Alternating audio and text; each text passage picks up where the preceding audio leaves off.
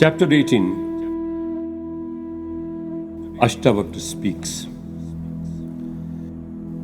When a man realizes that he is neither a doer nor indeed an enjoyer, all the thought waves in his mind are stilled. The conduct of a wise one is spontaneous. He shines. He is unpretentious. The fool shows deliberate calmness, but is attached and can't find peace. The master is free of his mind. He is liberated and unbound in his freedom. He has absolute enjoyment, or he withdraws and moves to the mountain caves. When a master meets a Vedic scholar, the gods or the holy places, a king or a woman or a beloved, he entertains no desire, no lust. The wise one is unperturbed even when his servants, sons or wives or grandsons abuse him or scoff at him. He is undismayed by ridicule of other members of his family. He experiences no pain in pain, no pleasure in pleasure. Only those like him can understand his exalted state.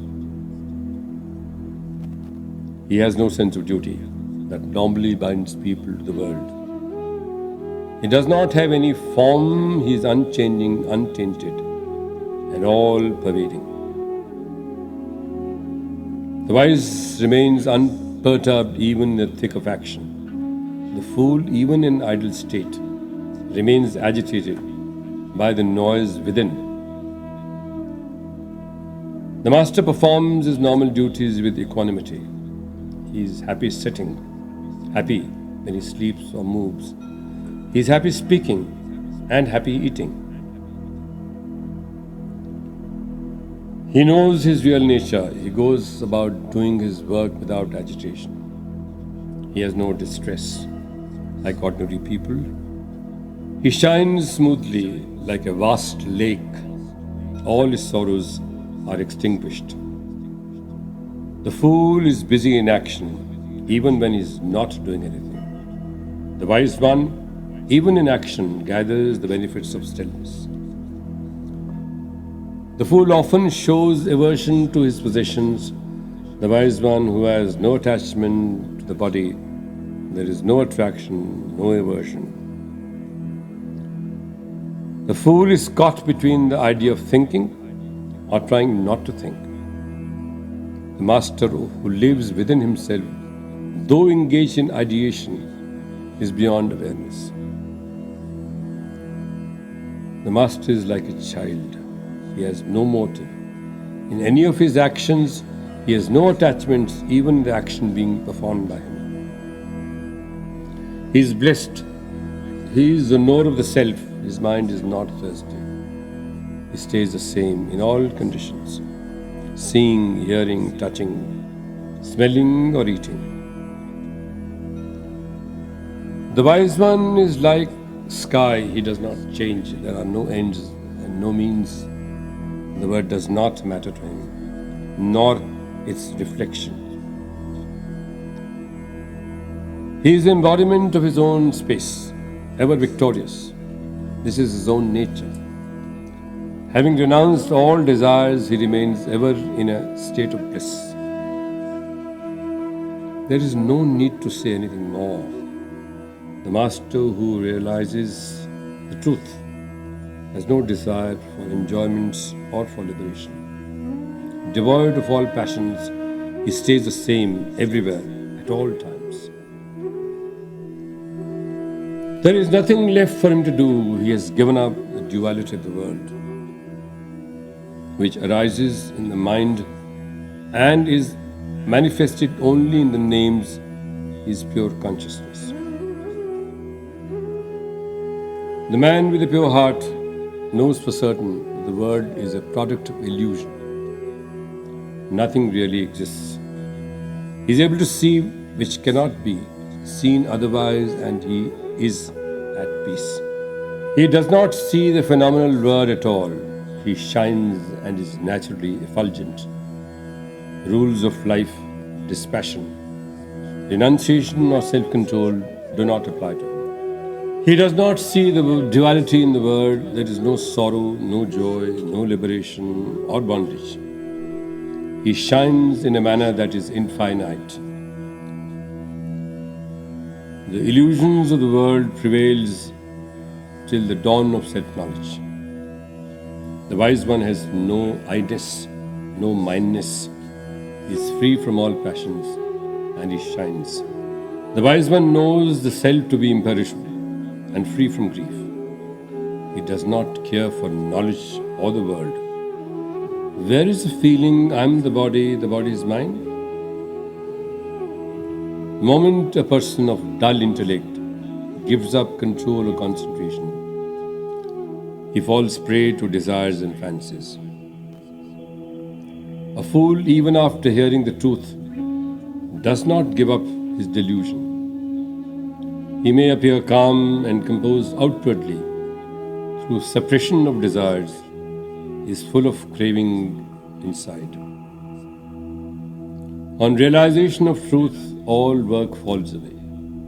Although in the eyes of others, he may seem to work, in reality he has no room or scope of doing anything.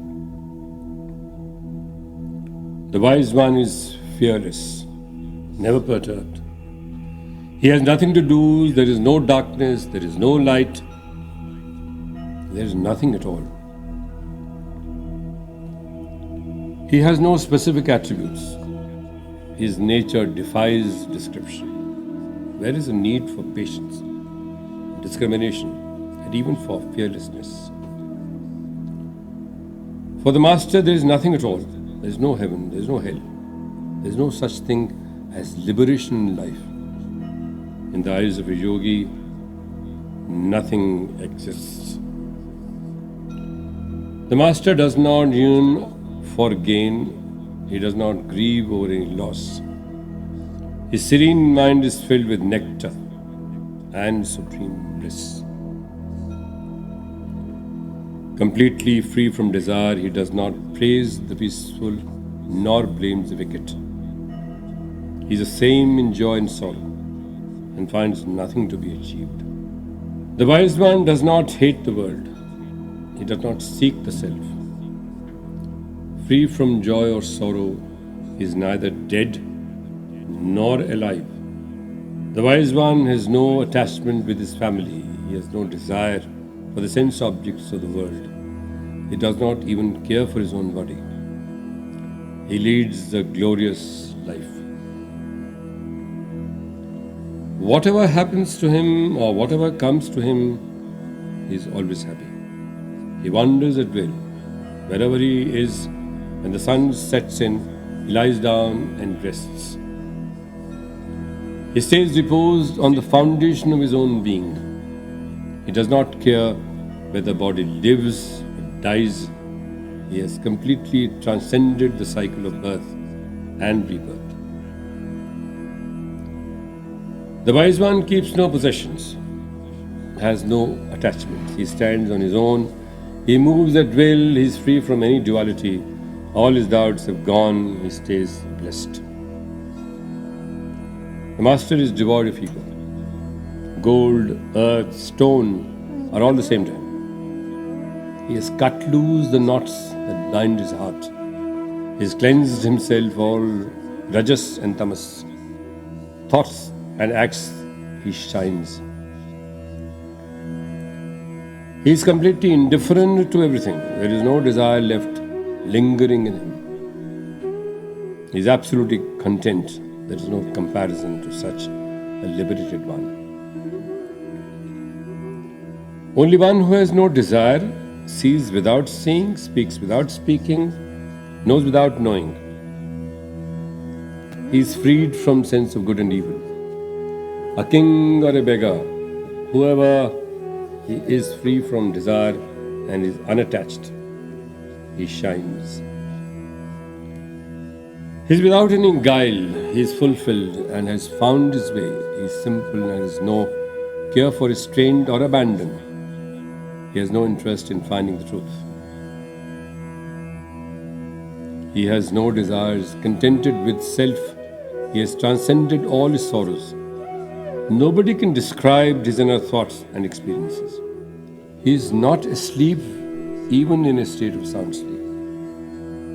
He is dreaming but not lying down. Even when he is awake, he is not awake.